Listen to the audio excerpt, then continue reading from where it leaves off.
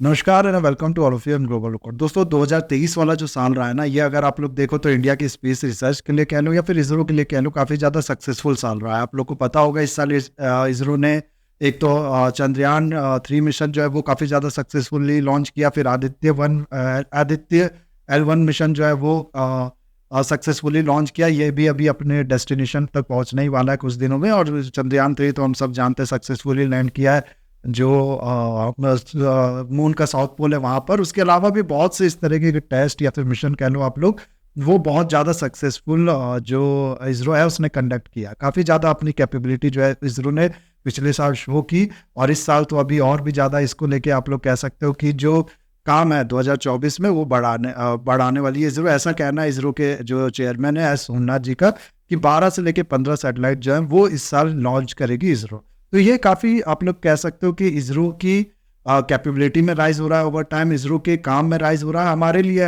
मैं जो proud feel करने वाली न्यूज़ है ना, वो ज़्यादा मिल रही है पिछले कुछ सालों से, आप लोग ऐसा कह सकते हो। लेकिन इस चीज़ में अगर आप लोग देखो ना, इस वीडियो में मैं कहूँगा कि हम लोग डिस्कस करने वाले एक नए इसरो के लॉन्च के बारे में, एक्सपोसैट जिसका नाम है, जिसके बारे में आई होप आप लोग सुन भी चुके होंगे। मेरे को थोड़ा टाइम लग गया ये वीडियो बनाने में, क्योंकि मैं 2 दिन से बाहर था और यहाँ पर नहीं था अपने घर पे। तो इसके बारे में हम लोग इस चीज़ में बात करेंगे। 1 जनवरी को इसरो ने ये जो एक्सपोसैट है इसको लॉन्च किया है, और आप लोग कह सकते हो ये तरीका इसरो का हैप्पी न्यू ईयर बोलने का पूरी कंट्री को, पूरे वर्ल्ड को, इस तरीके से उसने हैप्पी न्यू ईयर बोला है।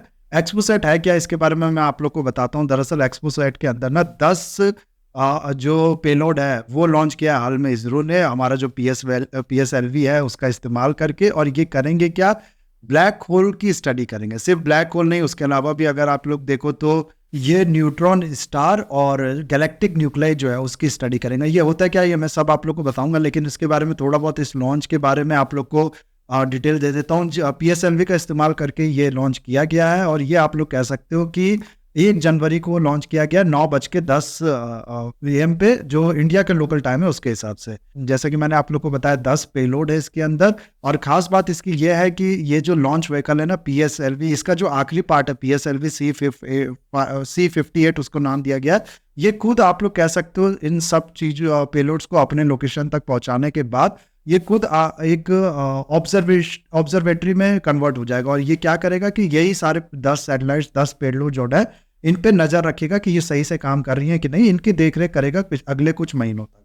तो इस तरीके से ये जो पूरा चीज़ है वो है। और इसके बारे में मैं आप लोग को बताऊँ ना, तो देखो सबसे पहले तो हम लोग देखते हैं ब्लैक होल होता क्या है। ब्लैक होल में अगर आप लोग को बताऊँ तो पूरी तरीके से हम लोग को स्पेस के बारे में कुछ ज़्यादा नॉलेज नहीं है, अभी हम सब जानते हैं। तो इस स्पेस में कुछ ऐसे रीजन होते हैं जहाँ पर होता क्या है ना कि ग्रेविटेशनल पावर इतनी स्ट्रांग होती है कि वहां से कोई भी ऑब्जेक्ट इसके पास अगर पहुंचता है तो ये उसको अपने अंदर खींच लेती है, अपने अंदर सक कर लेती है, पूरी तरीके से इनेल कर लेती है। कोई प्लेनेट वगैरह भी अगर इसके थोड़ा पास पहुंचा ना, उससे नजदीकियां बढ़ गई प्लेनेट की, तो वो क्या करेगा कि पूरा प्लेनेट को ये खींच लेंगे अपने ऊपर, और जो प्लेनेट है वो पूरा इसके अंदर चला जाएगा, डिस्ट्रॉय हो जाएगा। कहाँ ये जाएगा किसी को नहीं पता, पूरा आप लोग कह सकते हो डिस्ट्रॉय हो जाएगा, खा जाएगा ये प्लेनेट को।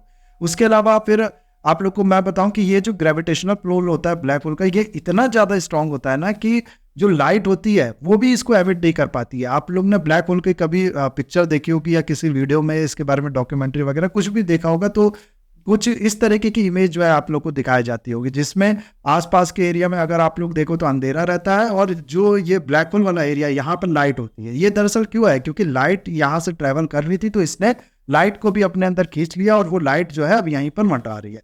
तो ये चीज़ होती है ब्लैक होल। इसके बारे में ज़्यादा साइंटिफिक कम्युनिटी जो है उसको पता है नहीं, और इसके बारे में स्टडी करके ऐसा बताया जाता है कि काफ़ी ज़्यादा नॉलेज जो है हमारे स्पेस के बारे में, हमारे जो गैलेक्सीज है उसके फॉर्मेशन के बारे में, प्लेनेट के फॉर्मेशन के बारे में, लाइफ के फॉर्मिंग के बारे में पता लगाया जा सकता है। तो ये सब चीज़ जो है ना वो इससे ऑब्जर्व करेगी। सबसे मेन जो एम है वो ये है। आप लोग को यहाँ पर ये भी मैं बता दूँ कि ये चीज़ करके इसरो ने इस तरीके का जो सैटेलाइट है ब्लैक होल की स्टडी के लिए, इसको लॉन्च करके दूसरी ऐसी स्पेस एजेंसी बनी है अब तक जिसने ये सक्सेसफुली किया है। इससे पहले आप लोग को मिलेगा नासा ने अभी 2021 में ही अपना एक सैटेलाइट जो है ब्लैक होल की स्टडी के लिए वो लॉन्च किया था, जिसका नाम था imaging x ray polarimeter explorer, IXP इसको कहते हैं, नासा का है ये। तो इसरो जो है वो USA के बाद दूसरी ऐसी कंट्री बनी है, इंडिया जो है दूसरी ऐसी कंट्री बनी है, इसरो दूसरी ऐसी एजेंसी बनी है जिसने ये लॉन्च किया है। उसके अलावा अगर आप लोग देखो तो बाकी कंट्रीज जो है वो भी स्टडी करती हैं ब्लैक होल पे, लेकिन वो टेलीस्कोप का इस्तेमाल करके, ऑब्जर्वेटरी जो उनने अर्थ पे बना रखा है उसका इस्तेमाल करके करती है। जो डेडिकेटेड सैटेलाइट होती है ना, वो केवल इसरो ने लॉन्च की है, और दूसरा अगर आप लोग देखो तो नासा ने लॉन्च किया, पहले नासा ने फिर इसरो ने।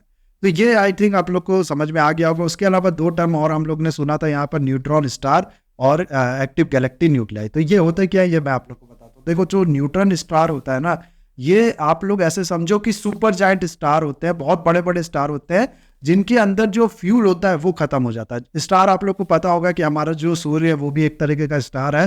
तो ये जो होता है ना, इनके अंदर केमिकल रिएक्शन होता है और इसकी वजह से ये लाइट एमिट करते हैं। लेकिन ये जो स्टार्स होते हैं, जो बड़े बड़े स्टार्स होते हैं, ये एक टाइम के बाद जब अपनी एनर्जी खो देते हैं ना, जब इनके अंदर ये केमिकल रिएक्शन रुक जाता है, लाइट एमिट करना ये बंद कर देती हैं, तो ये आप लोग कह सकते हो एक तरीके का डेड होने की कगार पे होते हैं। और ये जो होते हैं, जो फ्यूल खो चुके होते हैं, इनको कहा जाता है न्यूट्रॉन स्टार। इसके बाद ये अपने जो एनर्जी है, जो फ्यूल है वो खो देने के बाद ये ऐसा बताया जाता है कई बार कि खुद ही में कोलैप्स कर जाते हैं। एक तरीके से आप लोग ऐसा समझो जैसे बिल्डिंग्स आप लोग ने देखी होगी गिरते में, खुद के वेट पे गिरती है ना, वैसे ही इसके साथ कुछ होता है। अब बहुत लोग ऐसा भी कहते हैं कि ये भी ब्लैक होल बन जाता है। वी डोंट नो कि क्या इसके बारे में सच्चाई है क्या नहीं, अभी इस तरह की सिर्फ अनुमान लगाए जाते हैं। तो आई होप न्यूट्रॉन स्टार क्या होता है ये भी आप लोगों को पता चल गया होगा। उसके अलावा फिर एक्टिव गैलेक्टिक न्यूक्लियाई, एक नाम यहाँ पर आप लोग ने सुना, उसके बारे में मैं आप लोग को बताता हूँ। देखो, दरअसल ये कुछ भी नहीं होता है। ये अगर आप लोग नाम से ही देखोगे ना तो बहुत हद तक आप लोग को क्लियर हो जाएगा। दरअसल होता क्या है ना कि ये भी एक तरीके का आप लोग कह सकते हो सुपर मैसिव ब्लैक होल जो होते हैं, बहुत बड़े बड़े ब्लैक होल जो होते हैं, उनको कहा जाता है ये। और इसका क्या होता है, ये ऐसे ही ब्लैक होल्स को नहीं कह देंगे गैलेक्टिक न्यूक्लियाई। होता क्या है ना कि पहले इस चीज़ के बारे में नहीं पता था, लेकिन बाद में इस चीज़ के बारे में पता चला कि जितनी भी बड़ी बड़ी गैलेक्सीज है ना, उन सब के बीच में एक तरीके का ब्लैक होल्स है। और एक तरीके का ब्लैक होल है, आप लोग ऐसा कह सकते हो। जो मिल्की वे हमारी गैलेक्सी है ना, इसमें कहा जाता है सैजिटेरियस ए जो है, ये एक बहुत बड़ा ब्लैक होल्स है। और इन्हीं तरीके के ब्लैक होल जो कि न्यूक्लियाई में होता है गैलेक्सी के, इसको कहा जाता है सुपर मैसिव ब्लैक होल्स। और इस तरीके की जो गैलेक्सीज हो, इस तरीके के जो ब्लैक होल्स या फिर न्यूक्लियाई, गैलेक्टिक न्यूक्लियाई होते हैं, ये काफ़ी ज़्यादा जो लाइट होती है वो एमिट करती है। हर तरीके के जो इनके अंदर से वेव्स है, जो विंड्स है, ये सब निकलते रहते हैं। तो इस तरीके की जो आप लोग कह सकते हो बॉडी होती है ना, इसको नाम दिया गया है गैलेक्टिक न्यूक्लियाई। आई होप आप लोग समझ गए होंगे। जो ब्लैक होल होता है वो होता है उस तरीके का रीजन जहाँ पर ग्रेविटेशनल पुल है वो बहुत ज़्यादा है, कि इतना ज़्यादा है कि जो लाइट है वो भी इसको एमिट नहीं कर पा रही है। और जो न्यूट्रॉन स्टार है वो ऐसी ही बॉडी है जो कि पहले स्टार हुआ करती थी, लेकिन इसका फ्यूल खत्म हो गया, ये अब लाइट एमिट नहीं कर पा रही है और अपने ही वेट में हो सकता है कल को ये कोलैप्स कर जाए। उसके बाद फिर गैलेक्टिक न्यूक्लियाई, ये भी एक तरीके का ब्लैक होल है, मैसिव ब्लैक होल है, जो कि गैलेक्सी के बीच में पाया जाता है। और ये विंड्स हो गए, लाइट्स हो गए, इस तरीके के जो अपने अंदर से अलग अलग वेवलेंथ की आप लोग कह सकते हो एमिशन है वो करती रहती है। तो ये 3 चीज़ों के बारे में ये स्टडी करेगी। और आप लोग कह सकते हो, जैसा कि मैंने आप लोग को बताया, इंडिया ऐसा करने वाला दूसरा कंट्री बन गया। अब नाउ हो सकता है आपके मन में ये सवाल आ रहा हो कि ये जो चैनल है ये है जियो पॉलिटिक्स से रिलेटेड, फॉरेन रिलेशन से रिलेटेड, तो इसमें इस तरीके की वीडियो बनाने का क्या मतलब है। तो इसमें देखो, मैं आप लोग को बता दूं कि इस तरीके की जो चीज़ें होती है ना, इस तरीके का जो कंट्री का काम होता है कि स्पेस में रिसर्च हो गया, या फिर ऐसा काम जिसका सिर्फ उसी कंट्री को नहीं पूरी दुनिया को फायदा हो। इस जाहिर सी बात है, हम लोग जब जानेंगे ब्लैक होल्स के बारे में, तो ऐसा तो है नहीं कि सिर्फ नॉलेज हमारे तक ही सीमित रहेगी, ये नॉलेज शेयर होगी बाकी कंट्रीज के से भी। तो इससे आप लोग कह सकते हो इस तरीके के काम जब कंट्री करती है तो एक गुडविल जनरेट होती है, एक आप लोग कह सकते हो सॉफ्ट पावर जो है वो जनरेट होती है।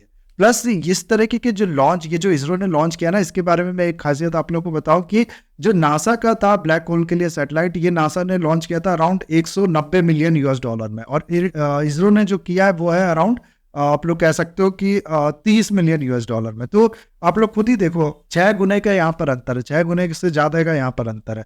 तो इसरो ये भी दिखा रही है कि हम लोग जो सेम कैपेबिलिटी वाले लॉन्चेस, सेम चीज़ जो है वो काफ़ी सस्ते में बना रहे हैं, काफ़ी सस्ते में उसको बेच पा रहे हैं कंपेयर टू अदर कंट्रीज। तो ये भी एक तरीके का पॉजिटिव इमेज जो है इसरो की वो क्रिएट कर रही है। और साथ ही साथ जैसा कि मैंने आप लोगों को बताया, इस तरीके की जो साइंटिफिक रिसर्च होती है ना, वो आज दिखाती है कंट्री का कैरेक्टर क्या है, कंट्री करना क्या चाहती है, कंट्री कंट्रीब्यूशन करना चाहती है कि एक अच्छे काम में, या फिर आप लोग कह सकते हो पाकिस्तान, अफगानिस्तान जैसी कंट्री जो कि पॉजिटिव कंट्रीब्यूशन नहीं करना चाहती है, सिर्फ आसपास के जो चीज़ें होती है उसको डिस्टर्ब ही करना चाहती है, तो कैरेक्टर कंट्री का दिखाता है इससे। तो काफ़ी अच्छी न्यूज़ है ये, काफ़ी प्राउड करने वाली बात है, एक अच्छा तरीका है इसरो का हैप्पी न्यू ईयर बोलने का कंट्री पूरे देश को, आप लोग ऐसा कह सकते हो। बाकी आई होप ये वीडियो आपको अच्छा लगा होगा, इसे लाइक, कमेंट, शेयर, सब्सक्राइब जरूर कीजिएगा। That's all, have a nice day, take